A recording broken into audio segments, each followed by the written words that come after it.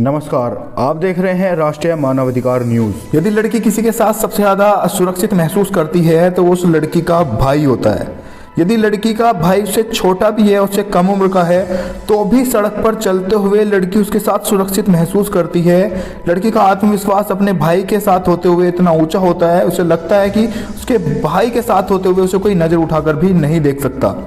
लेकिन आज की घटना सुनने के बाद आप चौंक जाएंगे, आप अपनी आंखों के पानी को नहीं रोक पाएंगे, क्योंकि ये घटना जो है इसने पूरी इंसानियत को शर्मसार किया है और ऐसे आरोपी एक धब्बा है हमारे पूरे समाज के लिए।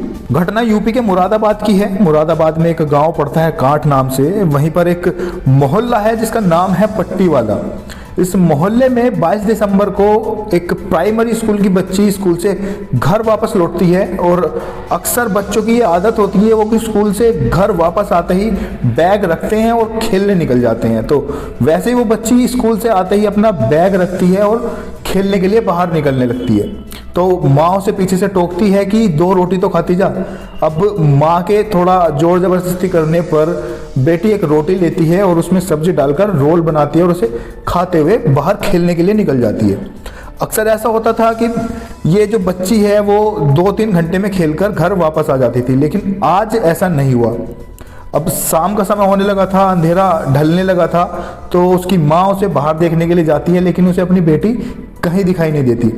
इसके बाद उस बेटी के माँ बाप दोनों मिलकर इधर आस पड़ोस के घर में पूछना शुरू करते हैं, मोहल्ले में पूछना शुरू करते हैं कि क्या आपने हमारी बेटी को कहीं देखा है, लेकिन बेटी का कहीं पता नहीं चलता। धीरे धीरे मोहल्ले में बात फैलती है और मोहल्ले के सभी लोग मिलकर उसका बच्ची का फोटो लेते हैं और हर जगह पूछना शुरू करते हैं। अब जब वो मोहल्ले में कहीं नहीं मिलती, गांव में कहीं नहीं मिलती, तो वो आस पड़ोस के गांव में भी जाते हैं, जहां तक वो लोग ढूंढ सकते थे उस बच्ची को ढूंढते हैं। 22 दिसंबर को शाम को बच्ची लापता हुई थी। अब 23 दिसंबर हो चुका था, शाम का समय था, बच्ची को गायब हुए 24 घंटे का समय बीत चुका था। तो सभी लोग मिलकर कांठ थाने में जाते हैं और रिपोर्ट दर्ज कराते हैं। थाने में रिपोर्ट दर्ज कर ली जाती है और पुलिस भी लोगों के साथ मिलकर बच्ची को ढूंढना शुरू कर देती है। हर जगह बच्ची की तलाश होती है, लेकिन बच्ची कहीं नहीं मिलती।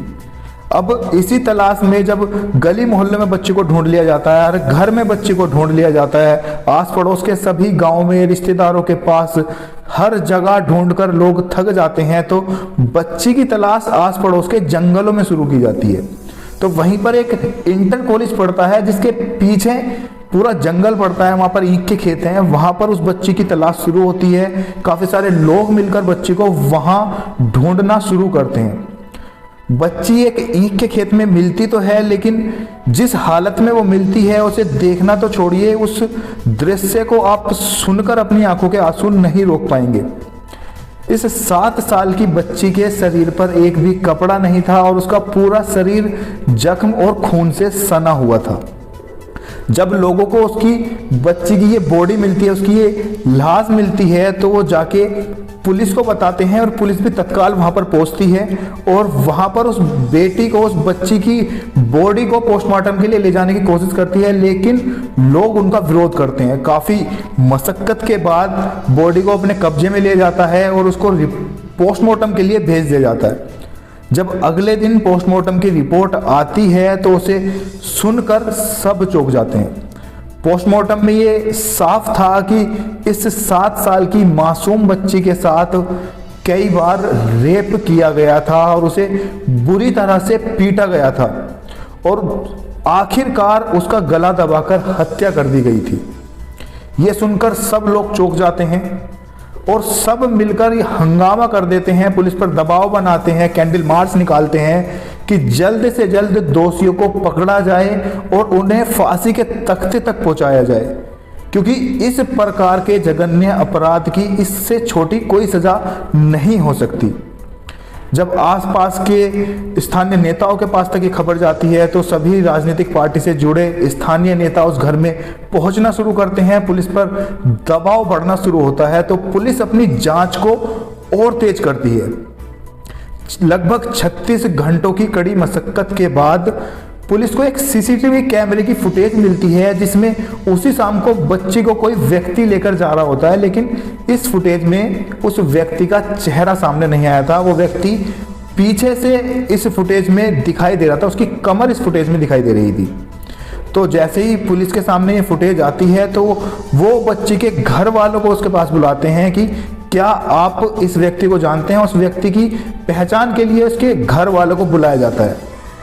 जैसे ही वो फुटेज बच्ची के घर वाले देखते हैं तो वो चौंक जाते हैं और पुलिस को बताते हैं कि ये जो व्यक्ति इस फुटेज में दिखाई दे रहा है ये इस बच्ची का सगे ताऊ का लड़का यूसुफ है।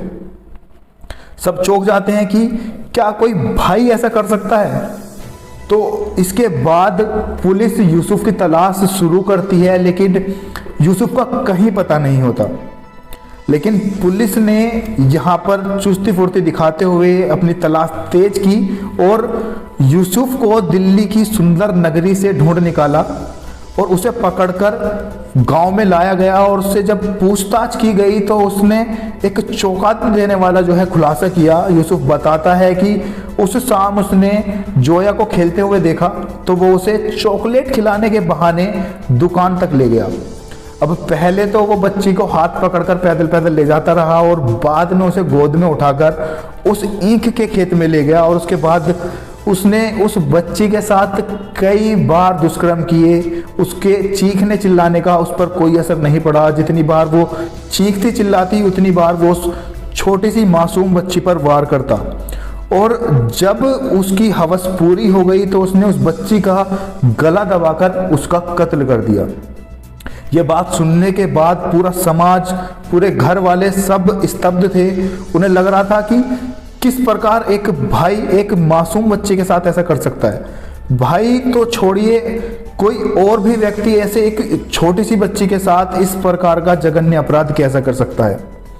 अगर किसी के साथ सबसे ज़्यादा महसूस करती है बेटी, किसी के साथ सबसे ज़्यादा सुरक्षित महसूस करती है तो एक पिता के बाद उसका भाई होता है। इस प्रकार के जो लोग हैं हमारे समाज में वो एक धब्बा है। इस प्रकार के जघन्य अपराध को अंजाम देने वाले लोगों के लिए फांसी से छोटी कोई सजा नहीं हो सकती। और राष्ट्रीय मानवाधिकार की टीम इस वीडियो के जरिए पुलिस को सिर्फ यही कहना चाहती है, हमारे न्यायालय को सिर्फ यही कहना चाहती है कि इस प्रकार के जो अपराधी हैं उन पर किसी प्रकार की दया ना दिखाई जाए और उनको फांसी के तख्ते तक ले जाया जाए, ताकि समाज में एक मैसेज जा सके कि इस प्रकार के अपराधों को किसी प्रकार से क्षमा नहीं किया जा सकता। आपका इस बारे में क्या विचार है, नीचे हमें कमेंट बॉक्स में लिख के ज़रूर बताएं। आप सभी की राय हमारे लिए बहुत महत्वपूर्ण है। आज की वीडियो में बस इतना ही। मिलते हैं अगली वीडियो में। इसी प्रकार की वीडियो देखने के लिए हमारे चैनल को सब्सक्राइब जरूर करें। जब तक के लिए जय हिंद, जय भारत।